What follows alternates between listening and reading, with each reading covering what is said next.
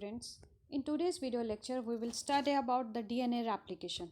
Before studying about how the replication takes place, we will study about the basic rules which every cell has. It follows how the replication it takes place. Now we know that whenever the cell it divides into two daughter copies, each daughter copy has to receive the complete genome set. For that, the replication of the genome it takes place. Now, the basic rules which it follows, which every organism it follows during replication are first rule is whenever the replication takes place, it is in semi-conservative mode. Semi-conservative means each daughter copy has a new DNA strand and another older strand.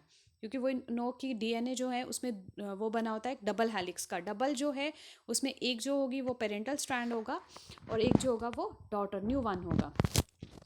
Second is the replication begins at the origin. ऐसा नहीं है कि replication कहीं पे भी हैफेजार्टली start हो जाएगा। It always starts at the origin और ओरिजिन पे स्टार्ट होकर ये बाई डायरेक्शनली मूव, जो रेप्लिकेशन फॉक्स हैं ये मूव करेंगे बाई डायरेक्शनली, दोनों डायरेक्शन में इट मूव्स।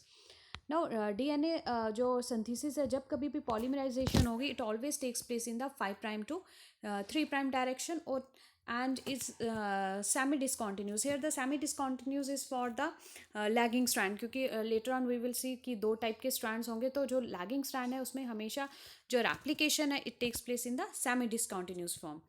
रेप्लिकेशन जो है ड्यूरिंग रेप्लिकेशन जो new nucleotides which are added, ऐसा नहीं है कि कोई भी न्यूक्लियोटाइड आके तो वो उसमें ऐड हो जाएगा। It always takes place according to the base pairing rule की अगर ए होगा टेम्पलेट स्ट्रैंड में तो जो न्यू स्ट्रैंड बनेगा उसमें टी, लाइकवाइज अगर जी होगा तो सी के साथ वो बेस पेयर करेगा।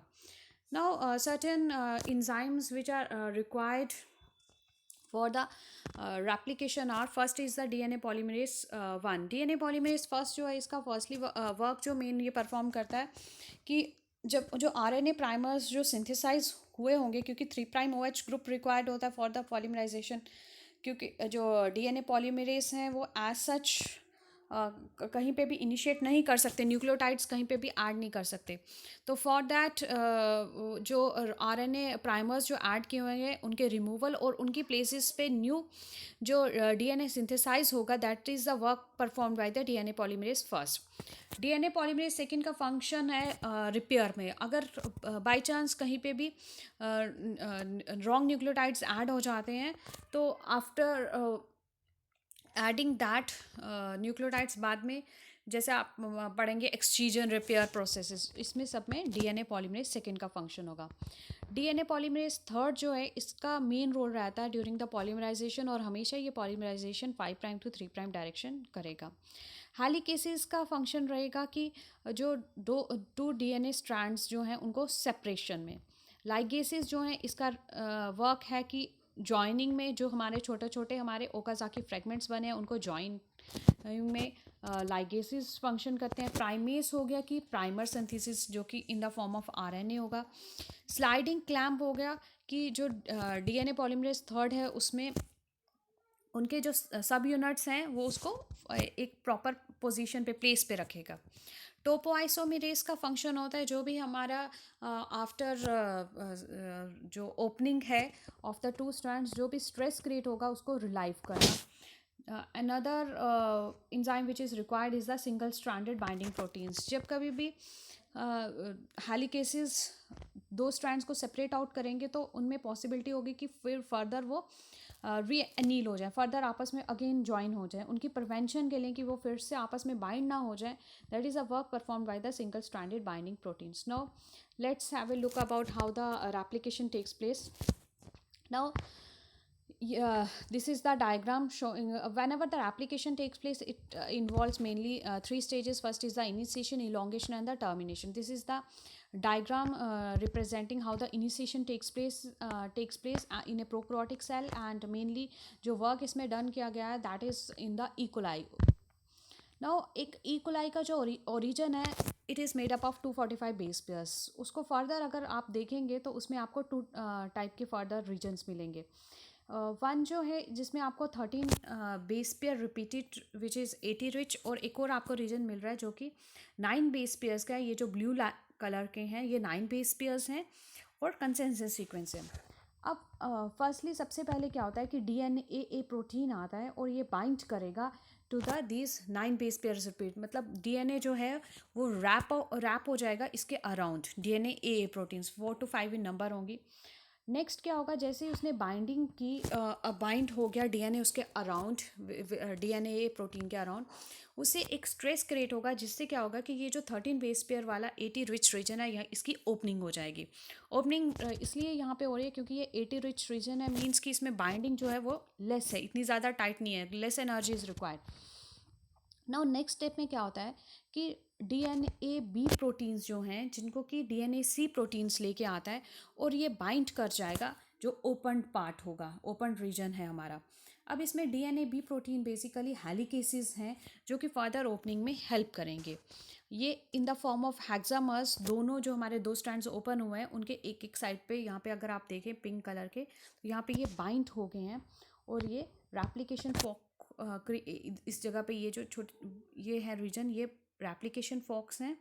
और ये फर्दर जैसे जैसे आपके ये DNA B proteins which are helicases जैसे जैसे ये ओपन आगे आगे मूव करते चलेंगे, रेप्लिकेशन फॉर्क भी आगे मूव करता चलेगा।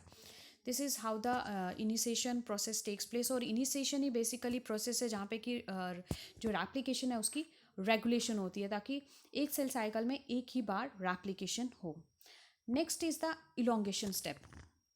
नाउ इलोंगेशन में अगर आप इसको, ये काफ़ी सिंपल व्यू है, में सिंपल व्यू में दिखाया गया है। अगर आप इसमें देखिए इलोंगेशन में दो स्ट्रैंड्स आपको सिंथेसाइज करने हैं, one is the leading strand and another one is the lagging strand.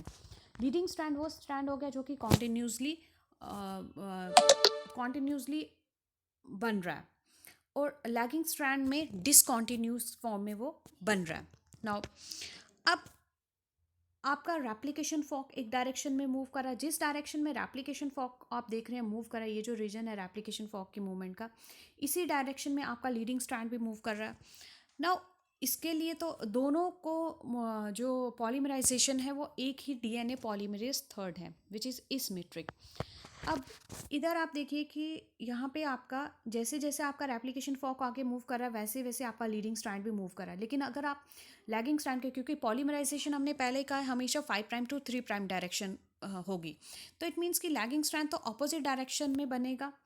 Now इस प्रॉब्लम को सॉर्ट आउट करने के लिए, क्योंकि डीएनए पॉलीमरेज थर्ड एक ही है जिसने दोनों को पॉलीमराइज करना है, इसके लिए क्या होता है कि जो हमारा लैगिंग स्ट्रैंड जहाँ पे बन रहा है उसकी यहाँ अगर आप देखिए यहाँ पे लूपिंग आउट होगी। इस लूपिंग आउट की वजह से ही एक ही डीएनए पॉलीमरेज थर्ड जिसके कि सब यूनिट्स होंगे, यहाँ पे एक सब यूनिट और दूसरा वाला सब यूनिट, यहाँ पे छोटे छोटे आप देख रहे हैं प्राइमर्स बन रहे हैं, और इन प्राइमर्स को एक्सटेंड करके अगेन लूप थोड़ा सा, जैसे अगर आप देखें एक रोप है, अगर आप उसको लूप की फॉर्म में कीजिए और अगर उसको थोड़ा सा भी खींचेंगे, पुल करेंगे, तो आप देखेंगे कि वो सिंथेसिस हो जाएगी। इस तरीके से इलोंगेशन स्टेप कैरी आउट होता है।